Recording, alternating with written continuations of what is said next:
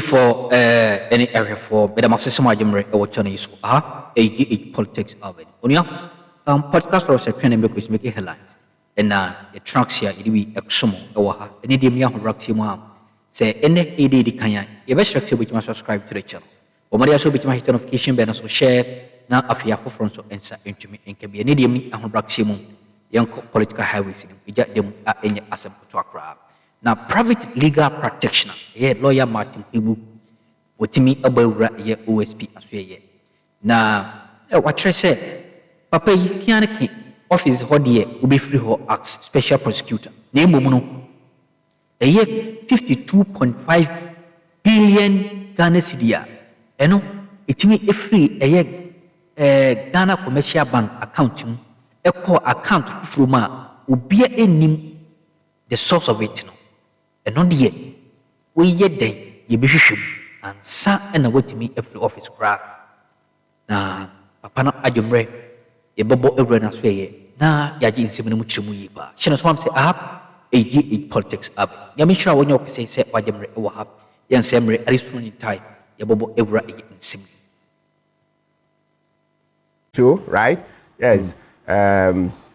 Undisputed, unparalleled, yes. We've shattered all the charts, right? Yeah, for the past 3 years. And so we are thankful to the people of Ghana for seeing the right channel, right? The right station to follow, because here we are unfiltered. Nobody tells us what to say, etc. You see, when we first started that, Oforiatta wasn't up to it. He hadn't been doing this work for decades as other stations had been allowing people to say. Eventually, you saw Kweku came here and said, look, Oforiatta, he was the one who brought Oforiatta and Togbe Afede to learn from the big boys. Meanwhile, we're told that, Oforiatta had been issuing bonds for decades. Meanwhile, when did we start going to the bonds market? One big lie that through this platform, we're able to break that myth, the lies that he was already accomplished. He was issuing bonds.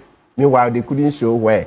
Right? When he had learned as an apprentice under Kweku Hagen's time as Deputy Finance Minister. Many other things. So this is the right channel. This is the right channel. So thank you for making this program the biggest. So in the same way, we would thank Akuffo Yasantua for all the good work. Yes, more fire Yasantua. The same to Domahini. The same to Togbe Afede, Togbe Akpekaka, right? I'm going to improve my ever very soon. Next week you will hear more ever from me. No, right? I heard. And all the and men to me. Yes, men above 40, please keep checking your prostate health. Very, very important. We don't want to lose you needlessly. The people in the nation are our best resource. So once you're above 40, please, it doesn't cost much to check, right? And then a reminder to Kisie Jabi as he exits the OSP, we will need to get into that 52.5 billion matter, that money that moved from the GCB account to unknown sources. That's the petition that Mike Kofi Aflu, the chairman of the Financial Intelligence Center, presented to the Office of the Special Prosecutor. Perfect. Thank you. Wonderful. Add that, you see it. Musa Dankwa went around the country, and this is how the picture looks like. The sample size, the people that he engaged. In fact, questions have been asked as to whether it is representative enough, because looking at the number of NPP delegates, was some 3,521 people that he polled be representative and reflective of the views, concerns, aspirations, expectations, opinions of the people. Confidence level, he says 99%. That if that election was held today, says he's confident 99%. This, what I'm going to show you was going to be the outcome. A margin of error of a little over 2% plus or minus. This is the education level of the people that he polled. We're going to put that on the screen right now. Tertiary, senior high school, and then you have no formal education, that's about 10%. And then also you have the junior high schools. Gender, that is it.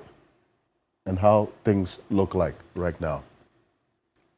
And this is the question that he asked, likely voters. This is the December poll. We took the December poll because last month, in the month of November, there was also another poll, which a lot has changed with what you're seeing in December now. Then the December poll, the number of persons that he polled, 45% of the likely voters said that if elections were held today, their favorite is Dr. Bawumia. That is short of the 50+1, by the way. Just keep that in mind. Kennedy Ohene Japan, 31%. That's a very impressive appreciation from November, and we'll show you. And then 3% for Dr. Brian Champong. He would have to explain to me what this 0% really means, because these people have been going around the country. So what is 0%?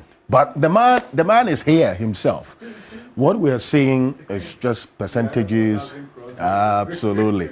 Percentages with bar graphs on it, but there's a message behind every bar that you see, and every statistic or percentage that you see, and every picture that you see on this board. Musa Dankwa is Executive Director and Lead Researcher for Global Info Analytics. He's joining us in the studio. Musa Dankwa, it's always good to have you. Good morning. Good morning, our friend. Thank you for making the time to be here. It's my pleasure. It's the last show of the year, 2025. How's the year been for you? It's been very hectic, very busy, especially when we didn't plan to do MPP primaries around this time. True. So it has forced us to kind of front load our budget on CSR, which is what we use to fund this program. So it's kind of destabilized our finances a bit, but we are committed to doing. So you use CSR funding to do this? Yes. We earn money from corporate clients and other people who want to do personal research, which we don't publish. And from that funding, we are able to fund some of these things. And also, we don't do it as a full cost because these are internal costs. We don't put markup on it. So we are able to afford it in the field. When you come to us for the same data, it will cost you probably 10 times more. I see, 10 times more than the money you use to do this for free for people. Yes. But because that was one of the questions I was going to ask you, where you get your money from. Where do you get the money from to do all this? Actually, we have a bit of information on our corporate website where we tell you who our clientele are. I see. And those clientele are not small sole trader businesses. They are corporate clients. So none of these persons are funding you? No. Nobody's giving you money to do this? Absolutely not. Really? No. I see. No. How do you pay your staff? From what I've told you, we have budget. We pay salaries. We have about 15 people in the office, and about 300 and something people in the field. Those are volunteers. We don't pay them on a regular basis. We pay them as and when there's an assignment. So it's much easier for us to deal with a small number of people in the head office, whereas when the job comes in the field, we pay them on pay-as-you-go basis. I'm asking you these questions, not of my own. I know. Dr. Brian Champong has been asking these questions of you. I'm sure he knows the answer, but he doesn't want to be... He knows the answer. He knows the answer. He knows the answer. The answer to the questions he's asking? Yes. As to how you are funded? Yes. And why are you so interested in NPP flag bearership? No, we're not. We're interested in everything that is public opinion and polls. And look, there are global clients who wants to know who will be Ghana's president in 2029. And that starts from here. Who will lead MPP first? Okay. And then who will lead NDC? And then from that crop, you will determine who will win the 2029 elections, the 2028 elections. So there are global clients who want to know. So if they don't want to know, fine. There are those who want to know, and we are serving their interest. Interesting. I see. And I'm sure you heard him ask those questions of you. So that's why. But then again, there are others who are interested in this. So you've answered it. But look at this. I want to understand the difference between likely voters and committed voters. What does this mean? Okay, let's go back. Okay. When you talk about the likely voters, these people are likely to show up on election day to vote. Those who said they are voting for Bawumia 45%, they will show up. Those who said Kennedy 31%, they will show up. Those who are saying Brian 3% will show up. Those who are saying it was 0.4 or so for this gentleman They will show up. I mean, Dr. Yao said the truth. Yeah, it's 0.4, but we didn't want to run out the numbers No, for of course, so yeah, decimal I numbers. was looking at 0%. That's We've put out the further details that gives the entire or specific numbers, frequency, and the they have been percentages. going around the country. They have their billboards around. I see The in numbers town are quite and all that. negligible. That's why it is like that. Community Japan, you also put 0% there. Why? I don't What's put. happening? That's the response we got from the delegates. Really? Yes. So this is a delegate poll. Delegate polls, yes. You spoke to this number of delegates, Yes. 3,521. Absolutely. How representative is this? Taking into consideration the total number of delegates who are going to show up on the day, all things being equal, that's January 31. Alfred, when you are sick and you go to the hospital and they want to see if you have malaria or whatever it is, they draw a small, tiny blood from you. It's a sample, call it sample, isn't it? Right. And from that sample, they can determine what's wrong with you. Okay. They don't need to take the entire blood from a system to check what is wrong with you. Because the blood they've taken comes from the entire system. Right. Again, if you prepare a soup and the soup is ready to be eaten, you don't take a big bowl to drink to see how the soup tastes. A teaspoon will be sufficient to tell you how the food. So this is a statistical tool that has been used over centuries and that works. For me, what people should be asking for is what is your confidence level and your margin of error. That is where the attention must go to, and not the absolute numbers that they are looking for. And you say you are 99% confident. Yeah, that if this was held today. If election, this MPP presidential primary was held today, Yeah. this will be this going to be subject to this undecided and undisclosed, Which we would be able to deal with if we were doing predictions based on these numbers. I see. We'll come to this because questions have been asked about this as well. But let me welcome as well while we do this, and we'll get straight into it. Professor Godfred Bobkin is a professor of finance at the University of Ghana, Legon, specifically the business school. Professor Godfred Bobkin, good morning. Thank you for joining us. Yes, good morning. Merry Christmas. Many happy and returns Merry to you. Christmas to our cherished listeners and viewers. It's nice to be here as we end the year by Indeed. God's grace. Yeah. Wonderful. And I'm happy seeing my boss here.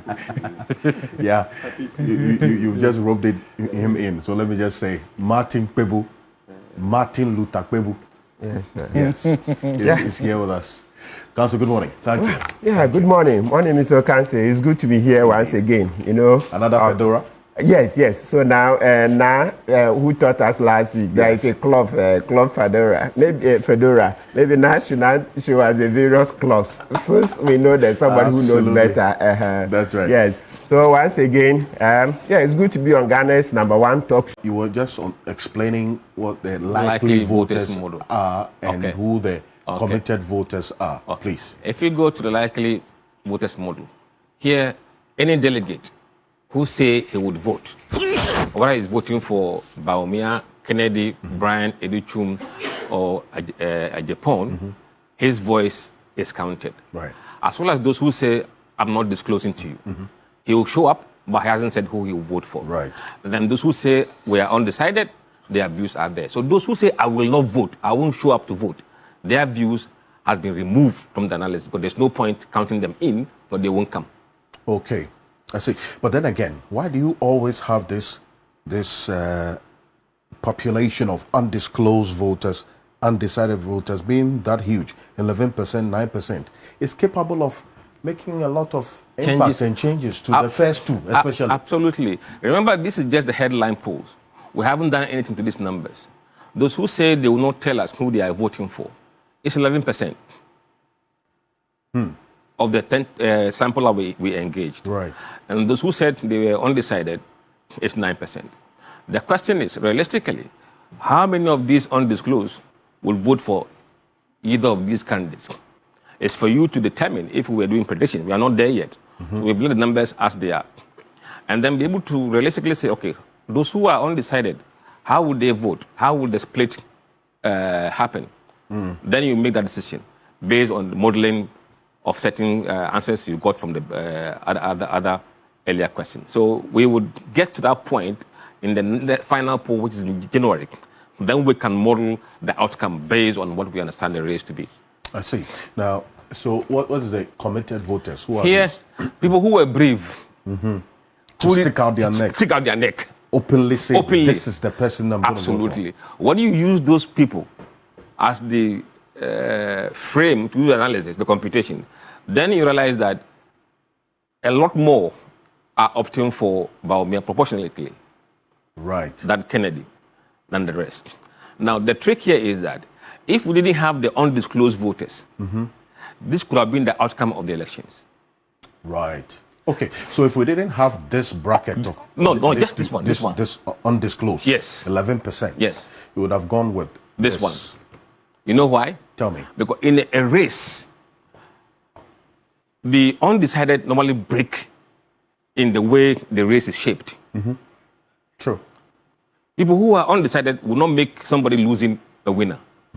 Only when we have a scandal on the leading candidate, that suddenly becomes new information they have to process.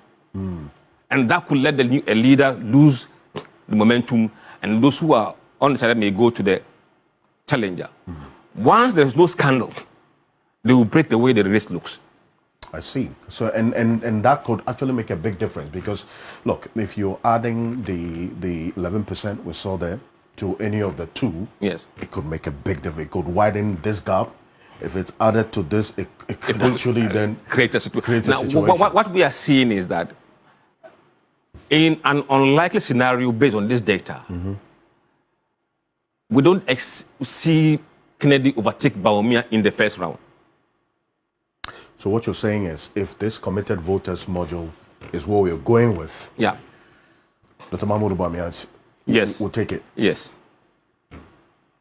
But then there's undisclosed. Undisclosed.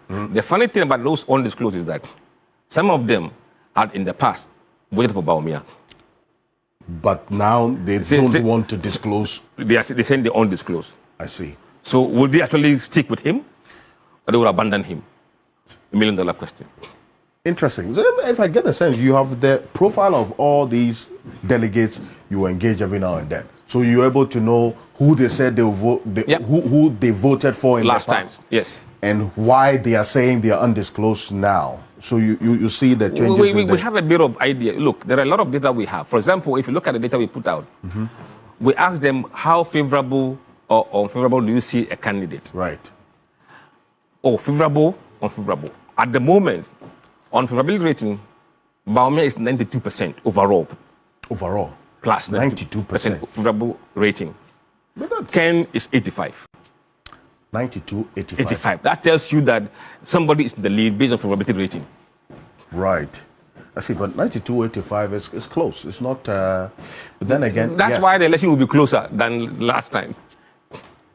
because in 2023, I think it was quite clear. But then again, now we know the difference between the committed and the likely. Yes. Because the likely, the difference there is the undisclosed voters.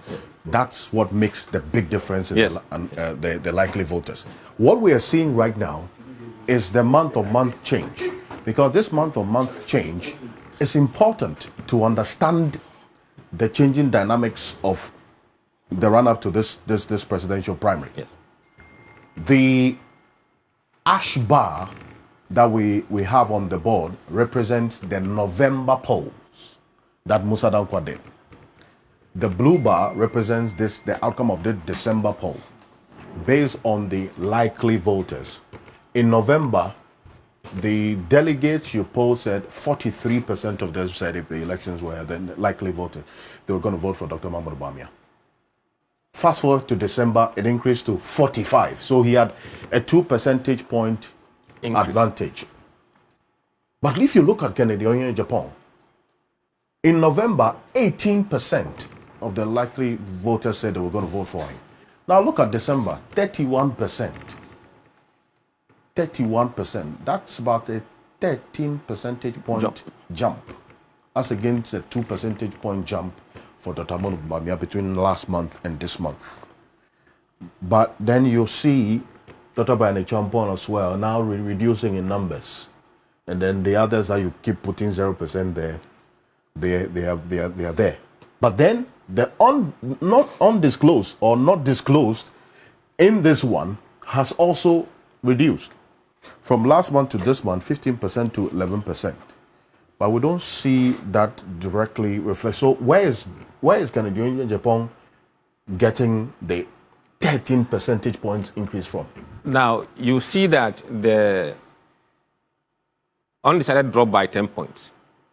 Undecided. Yes, 19 to 9%. 9%. Yeah. 10 points. The not disclosed from 15 to 11. That's 4 points. True. So if you add the 4 plus 10, 14. True. Brian dropped 2%. That's 16.